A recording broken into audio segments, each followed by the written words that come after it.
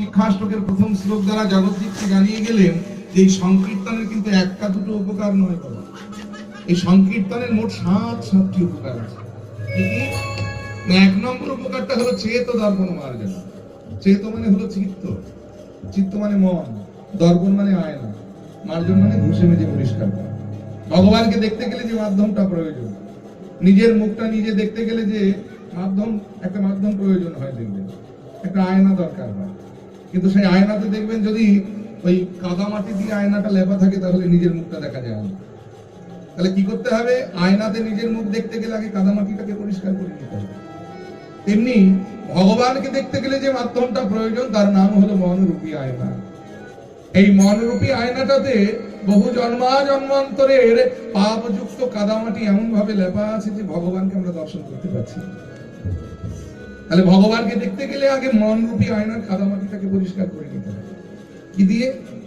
দাঁতের মাজনে যেমন দাঁত পরিষ্কার হয়, চুলে শ্যাম্পু দিলে যেমন চুল পরিষ্কার হয়, তেমনি মনরূপী আয়নার কাদামাটিকে যদি পরিষ্কার করতে হয় ওই সংকীর্তন রূপী মাজন জয় নিতাই, আর সঙ্গে যদি 2 ফোঁটা চোখের জল হয় তাহলে তো কোনো কথাই। তাহলে কীর্তনের 1 নম্বর উপকারটা আমরা পেয়ে গেলাম, যে সংকীর্তনের 1 নম্বর উপকার হলো মনরূপী আয়নাটাকে পরিষ্কার করে দেয়। আর 2 নম্বর উপকারটা কি? ভব মহাদাবাগ্নি নির্বাপন।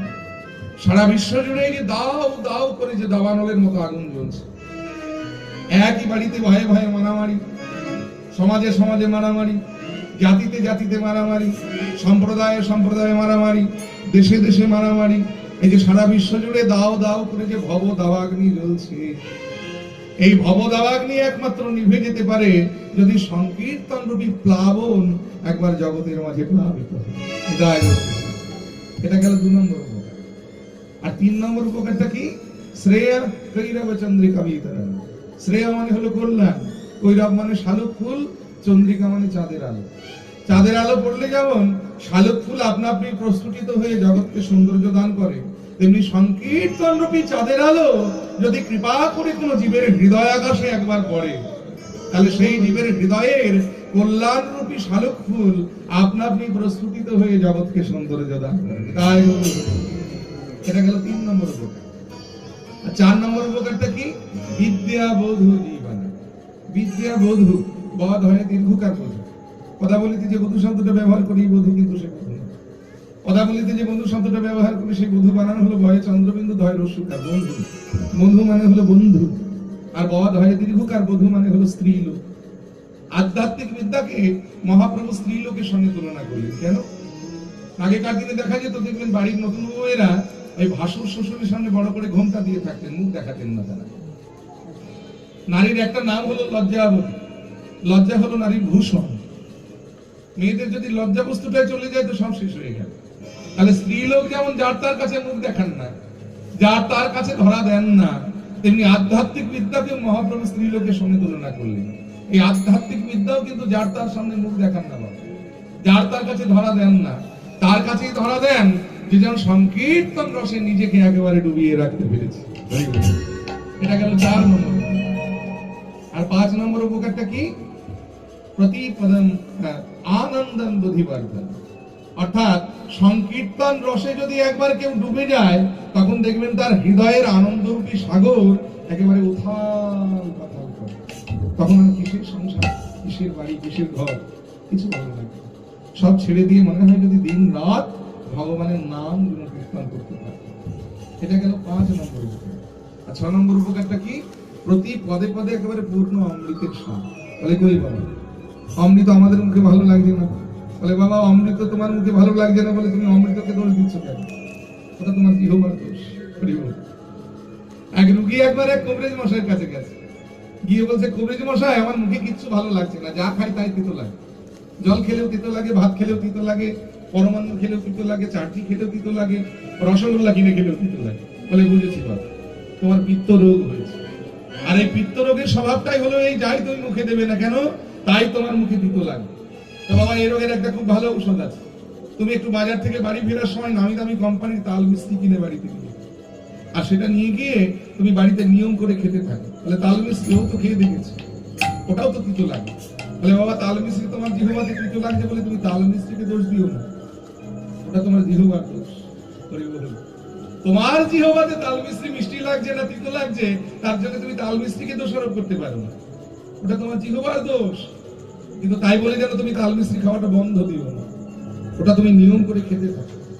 আর এই খেতে খেতে খেতে খেতে যেদিন দেখবে যে তাল মিশ্রি তোমার জিহ্বাতে মিষ্টি লাগতে শুরু করেছে, সেদিন বুঝে নেবে যে তোমার পিত্ত রোগটাও সেরে গেছে।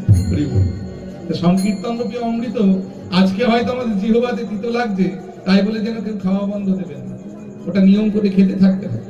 আর এই খেতে খেতে খেতে খেতে যেদিন বোঝা যাবে যে সংকীর্তন রূপী অমৃত আমাদের জিহ্বাতেও মিষ্টি লাগতে শুরু করেছে, সেদিন বুঝে নিতে হবে যে আমাদেরও হৃদয়ের সকল পিত্ত রোগ দূরীভূত হয়ে গেছে। এটাই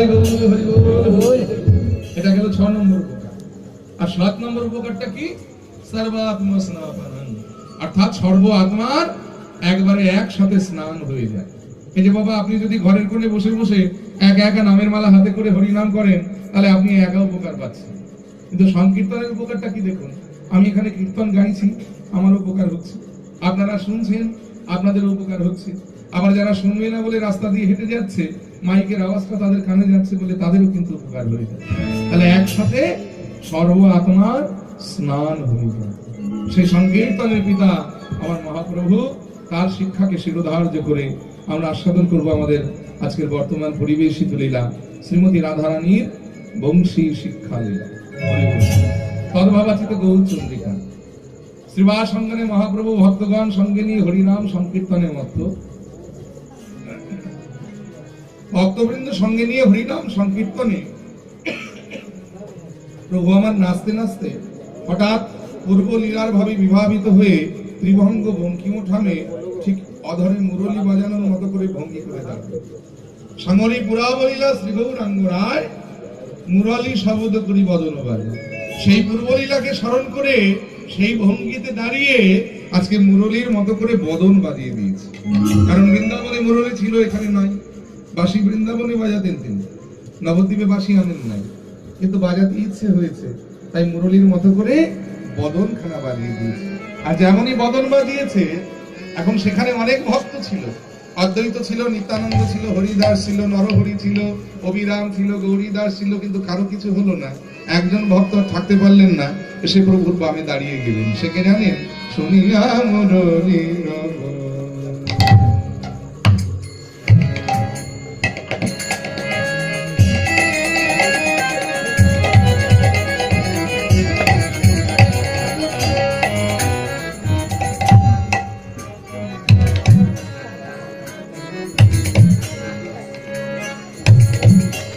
বাঁশি বাজিল রে, বাঁশি বাজিল রে,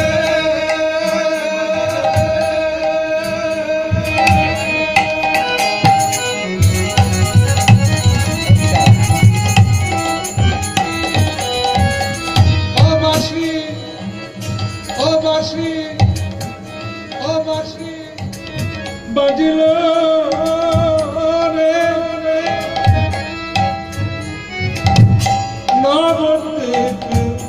মাতারি রে,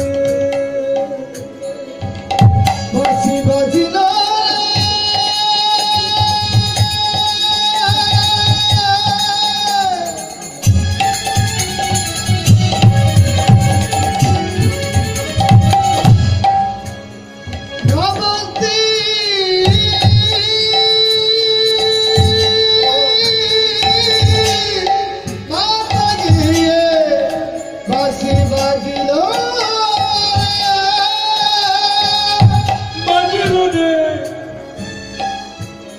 যেন ব্রজের বাঁশি।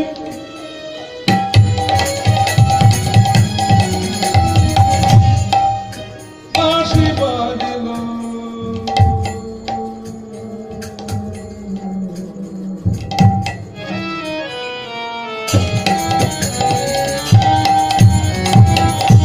শুনিয়া মুরলীর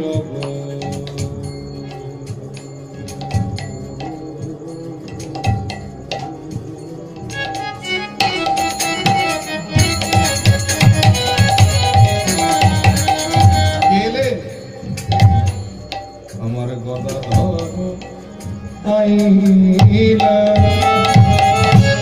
শুনিয়া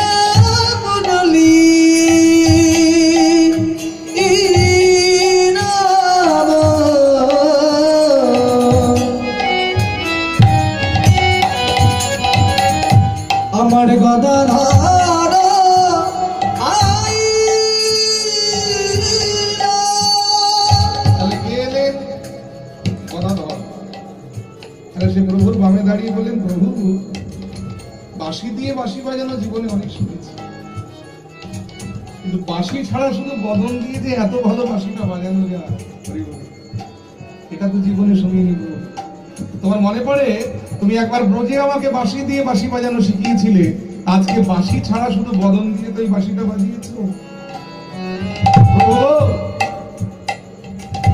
এই মুরলি শিখিব বলি প্রভুর বামে দাঁড়াইলা, এই মুরলি শিখিব বলি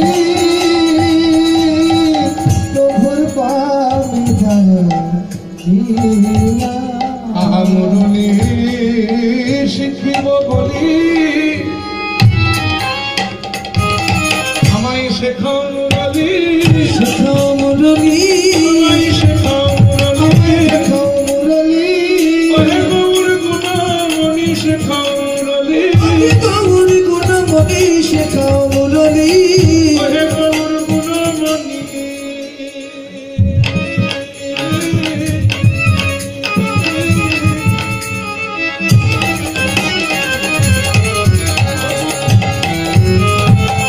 ওহে গৌর গুণমণি আমায় শেখাও মুরলি, গৌর গুণমণি, যেমন শিখাইছিলে গৌর গুণমণি, যেমন শিখাইছিলে গুণমণি যেমন শিখায়,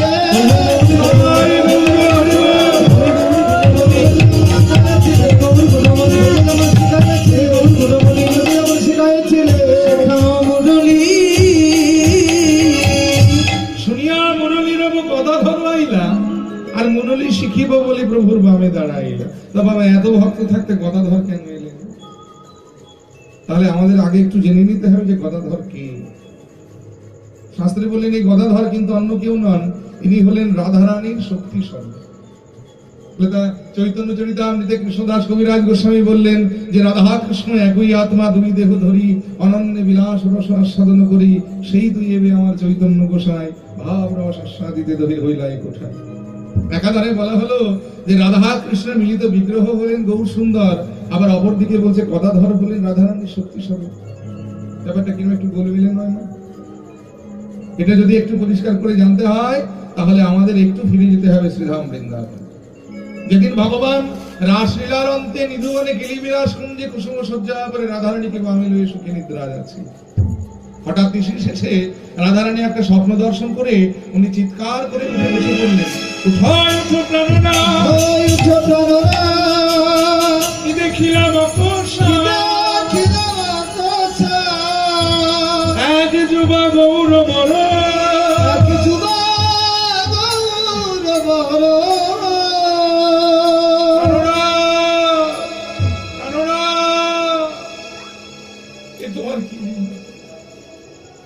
আমি তো আমার বলতে কিছু বাকি রাখি, আমার দেহ মন প্রাণ জীবন যৌবন আমি আমার সর্বস্ব তোমাকে দিয়ে তোমায় ভালোবেসেছি, আর সেই ভালোবাসার প্রতিদান তুমি আমাকে এই দিলে বলতে। তুমি কিনা আমার মাথায় এত বড় কলঙ্কের বোঝা চাপিয়ে দিতে পারলে, আমি কিনা তোমায় ভালোবেসে শেষে কলঙ্কিনী হলাম। ভগবান বলছে সে কি তুমি কলঙ্কিনী কেন হতে যাবে? কি হয়েছে তোমার? কাঁদছো কেন? রাধারানী বললেন, প্রাণনাথ শাস্ত্রে বলেছে কোন সতী নারী যদি স্বপ্নেও কোনো পরপুরুষকে দর্শন করে তাতেও নাকি তার সতীত্ব নষ্ট হয়ে যায়, সে নাকি কলঙ্কিনী হয়। আমি যদি আমার সর্বস্ব তোমাকে দিয়ে তোমায় ভালোবেসে থাকি, তাহলে আজ নিশীথে কেন আমি স্বপ্নে পরপুরুষকে দর্শন করি? আমি দেখলাম গৌরী বসন পরিহিত, তার মণ্ডিত কেশ, কাঁধে ভিক্ষার ঝুলি, এক অতীব দীর্ঘাকায় সন্ন্যাসী পুরুষ আমার চরণ সান্নিধ্যে এসে আমার চরণ দুটো জড়িয়ে ধরে বলছে, রাধে সর্বতীর্থ তোমার ওই রাতুল রাঙা চরণ, বাবা তোমার চরণে আমায় একটু ঠাঁই দাও না। বলো আমাদের স্বপ্নে কেন ওই সন্ন্যাসীকে দর্শন করলাম? রাধারানী কাঁদছেন, আর পাশে বসে বসে ভগবান হাসছে। এতক্ষণ কুঞ্জের গবাক্ষ দ্বারে 8টি দ্বারে নয়ন দিয়ে অষ্টসখী রাধা গোবিন্দের সেই বিলাস লীলা দর্শন করছিল। আর এই অষ্টসখীর মধ্যে সবচাইতে মুখরা ছিলেন ললিতা। এই ললিতা আর থাকতে পারলেন না। কুঞ্জের দ্বার ভেদ করে কুঞ্জের মধ্যে প্রবেশ করে ভগবানকে লক্ষ্য করে তিরস্কার করে বলেন, এই যে ও গোবিন্দ, ছি, ছি, ছি, তুমি এতটা নিষ্ঠুর। আমাদের রাধারানী কাছে পাশে বসে বসে বিদ্রোহ করে তুমি হাসছো, তোমার লজ্জা করে না? ভগবান বলছে, ললিতা তোমার একটু বোঝার ভুল হয়েছে। আমি কাঁদছি বটে, তবে তোমাদের রাধারানী হাসছে বলে আমি কাঁদছি। আমি হাসছি বটে, তবে তোমাদের রাধারানী কাঁদছে বলে আমি হাসছি না। আসলে তোমাদের রাধারানী যে কারণে কাঁদছে, ওই কারণটা অনুভব করে আমি হাসছি। রাধারানী বললেন, সে কি এমন কারণ যেটা অনুভব করে তুমি হাসছো? বলে যে স্বপ্নে তুমি যাকে দেখেছো সেটা আর অন্য কেউ নয়, সে তো আমি। তাহলে কোথায় গেল তোমার ধরাচূড়া? কোথায় গেল করের মোহন মুরলী? আমি তো যোগী বেশে তোমায় কোনোদিন দেখতে চাইনি, তবে ওই বেশে তুমি কেন আমায় দেখালে? ভগবান বলে, রাধে তুমি যে বেশে আমায় দেখেছো সেটা আমার ব্রজের বেশ নয়। আগত কলিযুগে আমি যেদিন নদিয়ায় গিয়ে গৌরাঙ্গ হব, সেদিন আমি আমার কেশ মণ্ডিত করে কাঁধে ভিক্ষার ঝুলি লব, দণ্ড ধরে কমণ্ডল ধরে আমি বহির্বাস করে জীবের দ্বারে দ্বারে কেঁদে কেঁদে ব্যর্থ। তবে রাধারানী গো, আমি তো কোনোদিন তোমার কাছে কিছু চেয়ে নিইনি।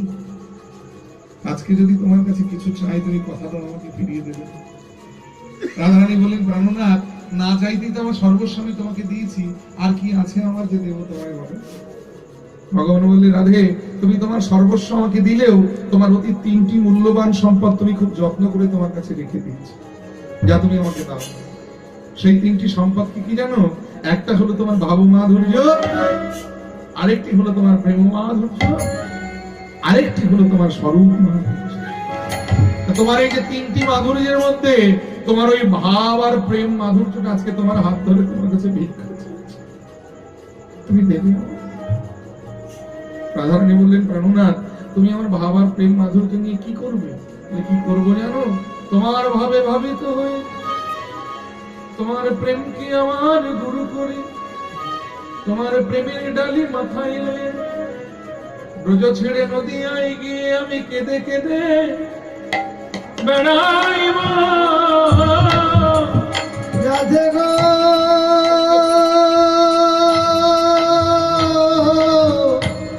আমি কেঁদে কেঁদে বেড়াইব।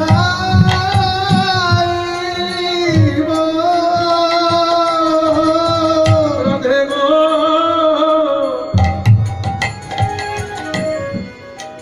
আমি কেঁদে কেঁদে বেড়াইব। রাধে গো,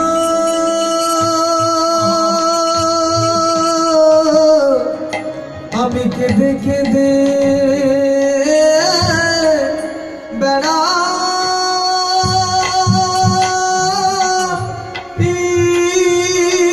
বেড়াইব। তোমার প্রেমের ডালি আমার মাথায় লয়ে আমি কেঁদে কেঁদে বেড়াইব। তোমার প্রেমের ডালি আই গৌর হরি বল। আমার মাথায় লয়ে রাধে গো, আমি কেঁদে কেঁদে বেড়াইব।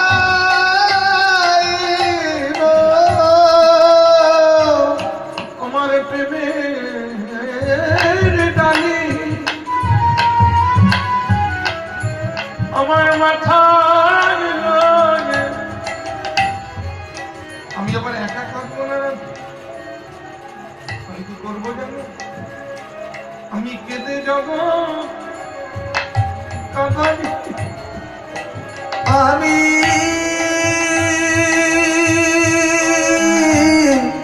কেঁদে জগৎ কাঁদাইব। জীবের দানে দানে তোমার প্রেমে বিলাম, আমি কেঁদে যত কাঁদাইব। জীবের দানে দানে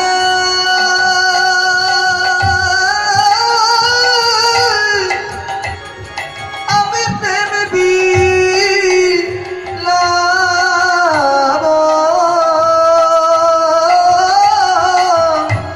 রাধে গো আমি কেঁদে জগৎ কাঁদাইব। দানে দানে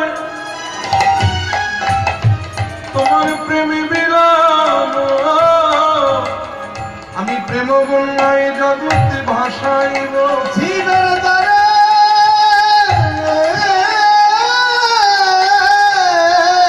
দ্বারে আমি প্রেম পেলাম। আমি প্রেম বন্যায় জগৎ ভাসাইব। জীবের দ্বারে দ্বারে প্রেম পেলাম। আমি প্রেমের বন্যায় জগৎ ভাসাইব। জীবের দ্বারে দ্বারে প্রেম পেলাম। আমি প্রেমের বন্যায় জগৎ ভাসাইব। দ্বারে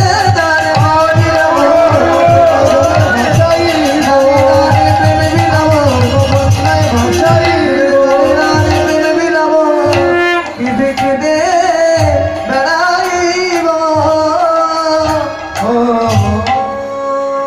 রাধারানী বলেন, বেশ প্রাণনাথ, তুমি যখন এত করে বলছো তাহলে আমার ভাব আর প্রেম মাধুর্য আমি তোমাকে দিলাম, কিন্তু তুমি হাজারবার চাইলেও আমার স্বরূপ মাধুর্যটা আমি তোমাকে দিব।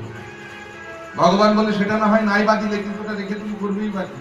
মানে বাহ, তুমি নদীয়ার মাটিতে গিয়ে কেঁদে কেঁদে বেড়াবে আর সেই দৃশ্যটা আমি দেখবো না? আমিও তোমার সঙ্গে যাব।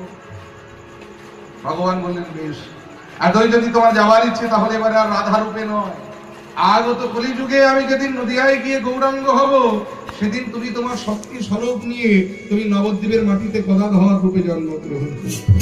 তুমি হবে আমার রাধার শক্তি, তুমি হবে আমার লীলা সঙ্গিনী। এই সেই গদাধর যিনি রাধারানীর শক্তি স্বরূপ মাধুর্য নিয়ে নবদ্বীপের মাটিতে গদাধর রূপে জন্মগ্রহণ করেছে। তাই সেই গদাধর তিনি প্রভুর বামে এসে দাঁড়িয়ে বলছে, প্রভু, বৃন্দাবনে একবার বাঁশি দিয়ে বাঁশি বাজানো শিখিয়েছিলে, আজকে বাঁশি ছাড়া শুধু বদন দিয়ে যে বাঁশিটা বাজিয়েছ, এটা একবার শেখাও দেখি। এ বলো শুনিয়া প্রভু।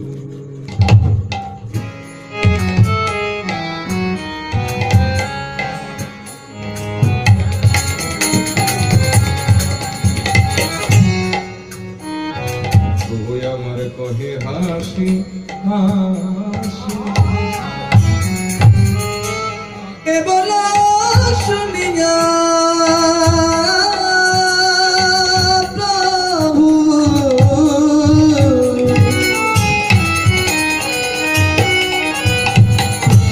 কহে হাসি হাসি।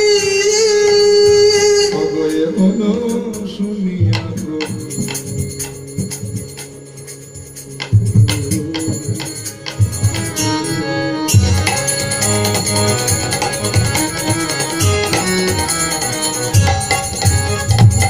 গামা গামা গামা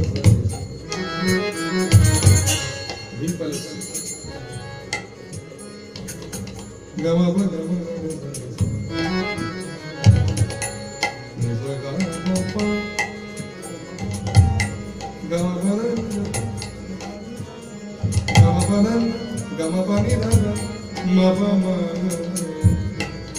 গামা বলো শুনিয়া প্রভু।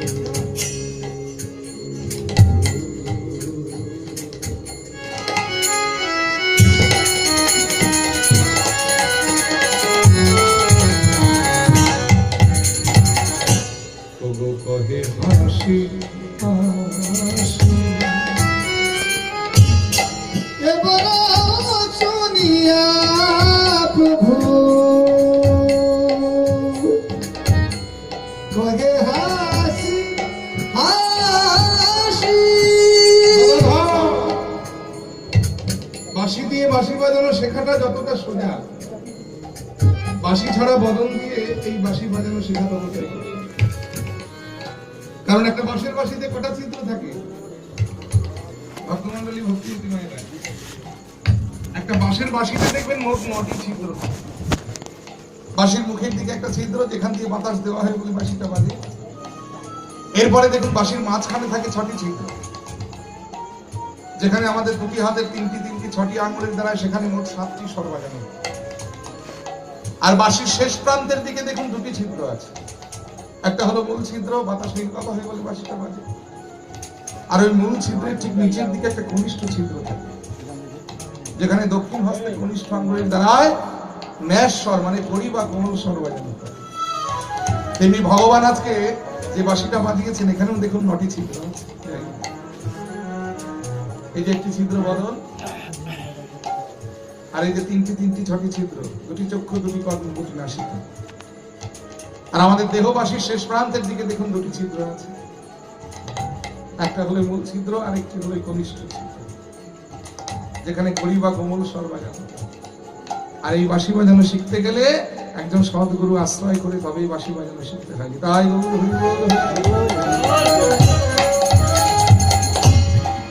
কথা ধর, বাঁশি দিয়ে বাঁশি বাজানো শেখাটা যতটা সোজা, বাঁশি ছাড়া শুধু বদন দিয়েই বাঁশি বাজানো শেখা কিন্তু ততই কঠিন। তোমায় একটা কাজ করতে হবে, বুঝলি?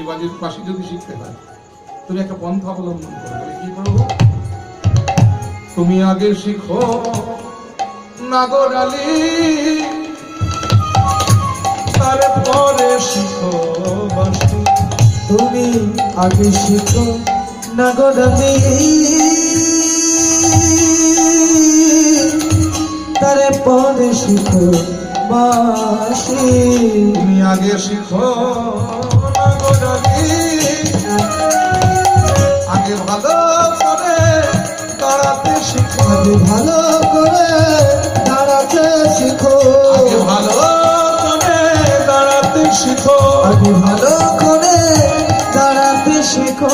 আমার অধরে নুরানি ধরে ভালো করে দাঁড়াতে শিখো। ধরে মুরারি ধরে ভালো করে দাঁড়াতে শিখো। তোমার অধরে নুরানি ধরে আগে ভালো করে দাঁড়াতে শিখো। আধারে মুরারি ধরে ওই নব কৈশোর নবমনে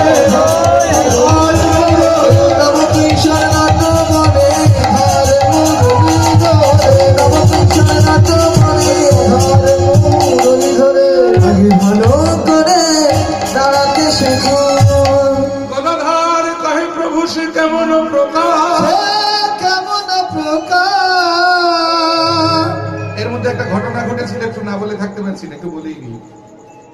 ওই যে বৃন্দাবনের কুঞ্জের মধ্যে যখন গোবিন্দ ঠিক করে নিলেন তিনি গৌর হয়ে যাবেন, আর রাধারানী ঠিক করে নিলেন তিনি গদাধর হয়ে যাবেন, এমন সময় একজন আর থাকতে পারলেন না, চিৎকার করে ডেকেই ফেললেন, প্রভু, ও প্রভু। ভগবান চমকে উঠলেন, কে? এই নির্জন কুঞ্জে আমাকে প্রভু প্রভু বলে ডাকছে, কে তুমি? বলে, আমি গো, আমি তোমার কোটি দেশ মানে কোমরে গোজা রয়েছি, তোমার করের মোহন মুরলী, তোমার বংশী, তোমাকে ডাকাডাকি করছি। বলে, হঠাৎ তুমি এই অসময়ে কেন আমায় ডাকাডাকি করছো? বলে, বাহ বাহ বাহ, তোমরা দুজনে মিলে ঠিক করে নিলে যে একজন গৌর হয়ে যাবে আর একজন গদাধর হয়ে যাবে, আমার গতিটা কি হবে? আমাকে সঙ্গে নেবে না? ভগবান বলে, দেখো বংশী, বৃন্দাবনে তোমাকে আমার প্রয়োজন ছিল, কিন্তু নবদ্বীপে তোমাকে আমার লাগবে না। বলে, বাবা প্রভু, এতদিন বৃন্দাবনে তোমার অধরে সুধা পান করে তোমার অধরে সুখ দান করলাম, আর যেই বৃন্দাবন ছেড়ে নদিয়ায় যাওয়ার সময় হচ্ছে অমনি তুমি আমায় ভুলে যাচ্ছ প্রভু। এই তুমি কৃপাময়, আমার প্রতি তোমার কৃপা হবে না? তোমার লীলা হতে আমাকে বঞ্চিত করবে তুমি? ভগবান বলে, দাঁড়াও বংশী, তোমার যদি এতই যাওয়ার ইচ্ছে হয়েছে, তাহলে শোনো, নবদ্বীপে তো তোমাকে আমার বংশী রূপে প্রয়োজন হবে না, তাই আর বংশী জন্ম নিয়ে নয়। আমি যেদিন নদিয়ায় গিয়ে গৌরাঙ্গ হব, সেদিন তুমি নবদ্বীপের মাটিতে মনুষ্য কোলে জন্মগ্রহণ করবে। নাম হবে তোমার বংশী বদন দাস, তুমি হবে পদাবলী রচয়িতা। তোমার রচিত পদাবলী আমি অন্তরে আস্বাদন করে সুখ অনুভব করব। এই যে পদাবলীটা আমরা গাইছি, এই পদাবলীটিও সেই গোবিন্দের হাতের বংশী বংশী বদন দাসের রচিত। তাই গদাধর কয় প্রভু, গদাধর কহে প্রভু, সে কেমন প্রকার, সে কেমন প্রকার, বংশী কহে নয়ন বাঁকা, নয়ন বাঁকা, আর ত্রিভা আর ত্রিভা অগবংশী কহে নয়ন